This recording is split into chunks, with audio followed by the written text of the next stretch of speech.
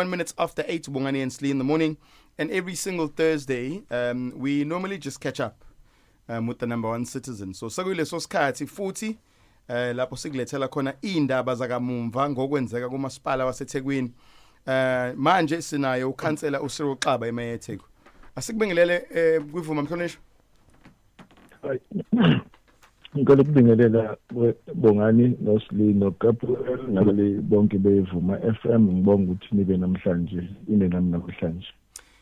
Mayor, siyabona ukuthi niyaqhubeka nohlelo lokwakhela abantu izindlu la eThekwini. Njengoba nje izolo beninikeza imndeni engu16 okhiye bezindlu endaweni yaseTonwood.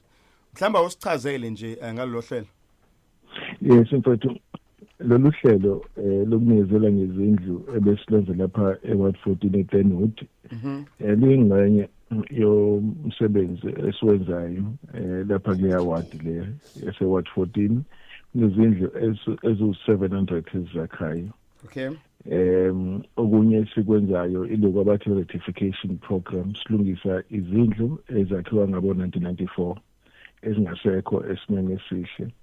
And yabona ke kwenza kubeke caqe ba kunombani ukuthi siyazama ukunakela somkhandlu siyazama ukubuyisa isithunzi sabantu bakithi kakhulukazi abampofu siyabahlomulisa ngezindlu khona lokunye futhi okuzokumemezela ngokuhamba kwesikhathi kuzobathoyisa abantu baseThekwini. Siyabona ukuthi travel indaba iyabuya eThekwini. Mhlambe Mayor ahamba kanjani amalungiselelo okusingatha lo mcimbi omkhulu kangaka obhekelele ezokuvakasha ezwenikazi lase-Afrika? Mfethu umcimbi omkhulu esoba nayo lapha edolobheni uzoba lapha e-ICC kusela ngomhla 11 kuya kumhla 14 ubizwa nge-Africa's Travel indaba.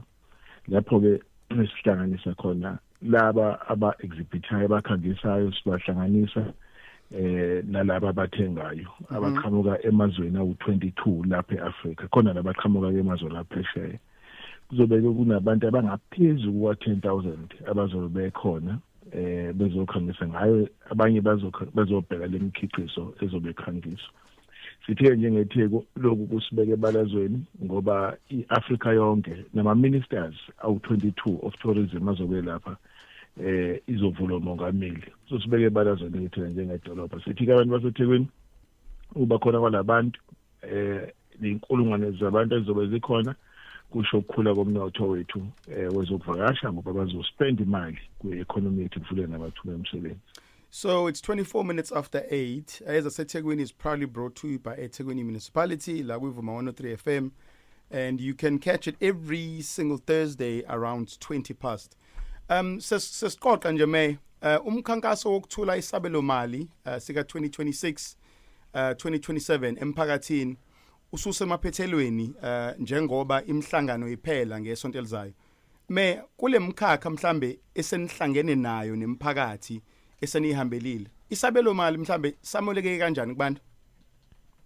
Well ngisho nje ukuthi namhlanje sihlangene nabaholi bendabuko lapha ePine Town ngo11 o'clock uzothi kusasa ke lapha eClermont elokhona eSugar eCulu uthi ngomhla 9 sibe lapha eJL Dube eStadium eNanda mase uthi ngomsombuluko ke umhla 11 kuMay sibe lapha eKing Zwelithini eStadium. Angisho nje ukuthi umphakathi uya ingomo oyibekayo ngale sabelo mali u74.7 billion rand.